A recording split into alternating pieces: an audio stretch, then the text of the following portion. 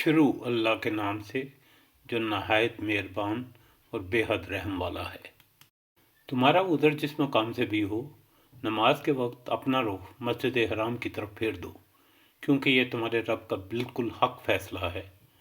اور اللہ تم لوگوں کے اعمال سے بے خبر نہیں۔ اور جہاں سے بھی تمہارا عذر ہو، اپنا رخ مسجد حرام کی طرف پھیرو، اور جہاں بھی تم ہو اس کی طرف منہ کر کے نماز پڑھو، تاکہ لوگوں کو تمہارے خلاف کوئی حجت نہ ملے۔ ہاں، جو ظالم ہیں ان کی زبان کسی حال میں بند نہ ہوگی،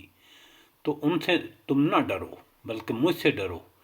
اس لیے کہ میں تم پر اپنی نعمت پوری کر دوں، اور اس توقع پر کہ میرے اس حکم کی پیروی سے تم فلاح کا راستہ پاؤ گے۔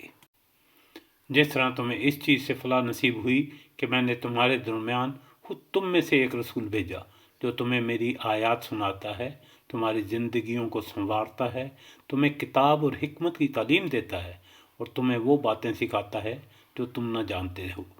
جانتے تھے۔ لہذا تم مجھے یاد رکھو، میں تمہیں یاد رکھوں گا، اور میرا شکر ادا کرو اور کفران نعمت نہ کرو۔